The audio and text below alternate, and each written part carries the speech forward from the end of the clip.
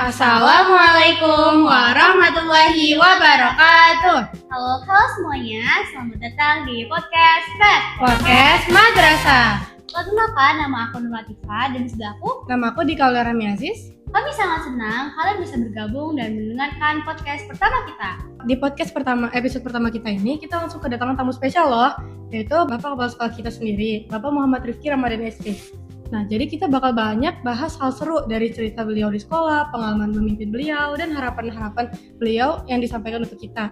Tanpa berlama-lama lagi, mari kita sambut Bapak Kepala Sekolah. Assalamualaikum Bapak. Waalaikumsalam warahmatullahi wabarakatuh. Terima kasih Bapak sudah meluangkan waktunya untuk hadir di podcast kali ini. Ya, terima kasih juga sudah diundang. Langsung saja kita mulai. Sebelum saja pertanyaan dimulai, kami meminta izin, bolehkah Bapak memperkenalkan diri terlebih dahulu, nama dan profesi apa yang sedang Bapak jalankan sekarang? Baik. Assalamualaikum warahmatullahi wabarakatuh. Perkenalkan, nama saya Muhammad Rifki Ramadan SE. Saya selaku Kepala Sekolah MTS Madarij Talibin yang menjabat saat ini. Ini trennya. Oke. Kita lanjut ke sesi pertanyaan ya Pak. Baik. Dengan diadakannya podcast MAD ini, apa harapan Bapak terhadap kegiatan podcast ini Pak? Baik. Dengan diadanya podcast madrasah ini, tentunya saya ingin menyalurkan aspirasi anak-anak OSIS. Jadi terutama yang di rumahnya sering nonton podcast dan lain-lain, itu anak-anak bisa lebih kreatif lagi menyalurkan aspirasi mereka di dalam lingkup ini. Karena ini sudah dinaungi oleh kesiswaan dan dijalankan oleh OSIS. Dengan harapan anak-anak OSIS ini bisa lebih kreatif dan lebih mengembangkan apa ide-ide mereka seperti itu. Oh begitu. Nah, selanjutnya bagaimana Anda menjaga hubungan yang hangat kepada guru-guru dan siswa-siswa, namun tetap menjaga hubungan yang profesional? Baik, untuk menjaga hubungan yang hangat antara guru ya, untuk yang guru itu ya kita harus mengetahui sifat dan pribadi masing-masing terlebih dahulu, tentunya dengan merangkul guru-guru tersebut untuk sama-sama menjalankan satu visi yang sama, termasuk juga ke siswa. Siswa juga jangan kita buat takut, bagaimana siswa itu bisa bekerja sama dengan kita juga. Berarti mengajak ya Pak? Iya, mengajak seperti itu. Oke.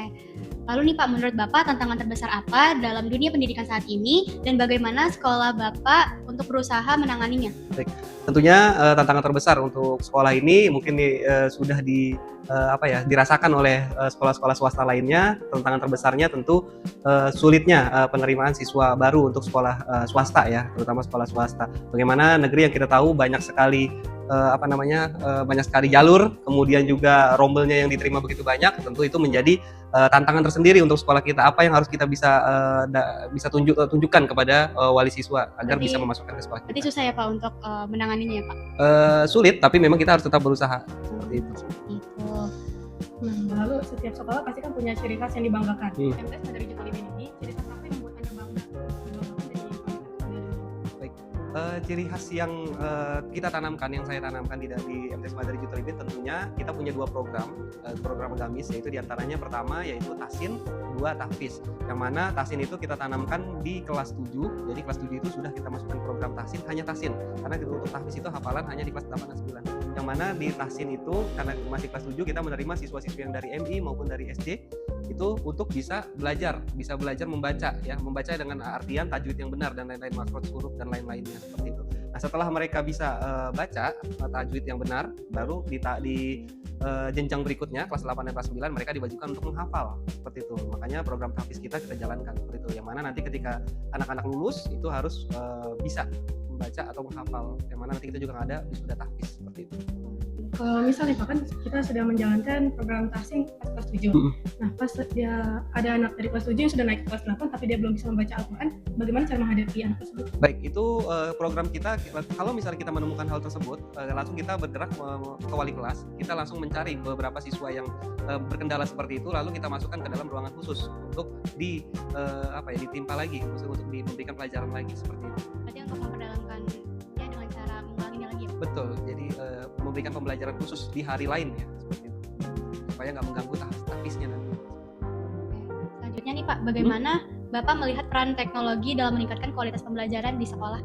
Baik, peran teknologi di dunia pendidikan saat ini mungkin bukan hanya di dunia pendidikan, di seluruh dunia sangat berkembang pesat ya, terutama ditambah dengan gempuran AI, yang mana sekarang sudah kita mencari apapun dengan AI sudah sangat mudah. Nah untuk itu di dunia pendidikan sangat penting untuk teknologi, yang mana juga di sekolah kita juga menanamkan pembelajaran namanya teknologi informatika, yang mana nanti anak-anak itu bisa mempelajari hal yang berkaitan dengan teknologi, yang mana itu nanti akan ada teori maupun praktek seperti itu.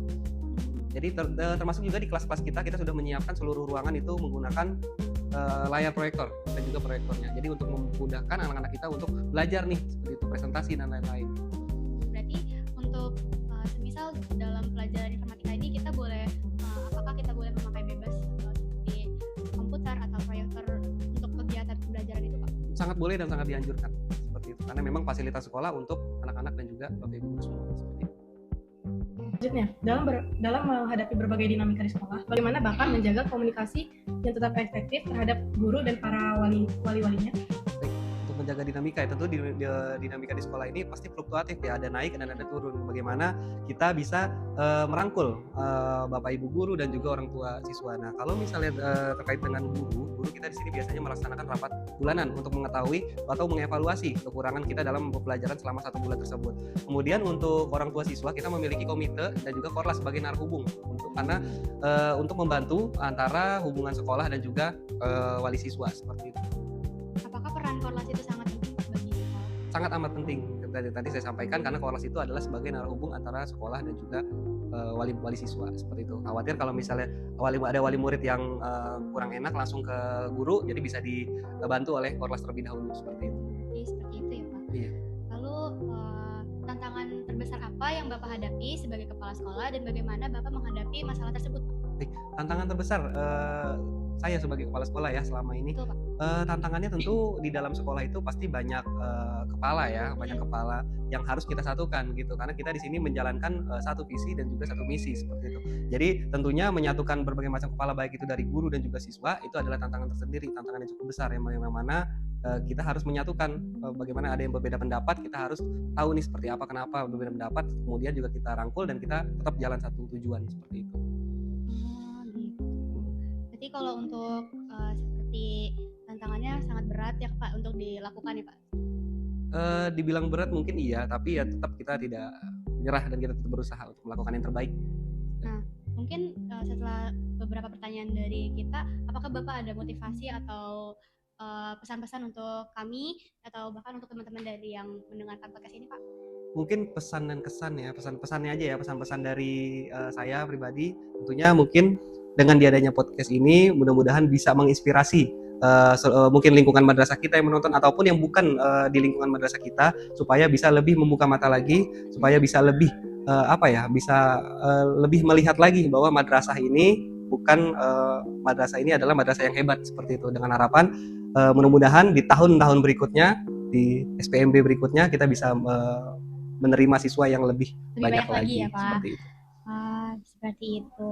Mungkin itu saja yang dapat kita sampaikan. Baik. Mohon maaf ya Pak kalau misalnya kita masih banyak kekurangan. Ya.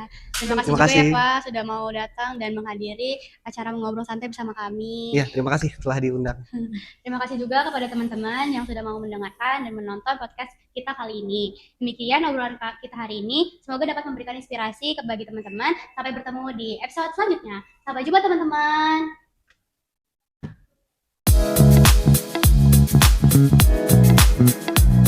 Thank you.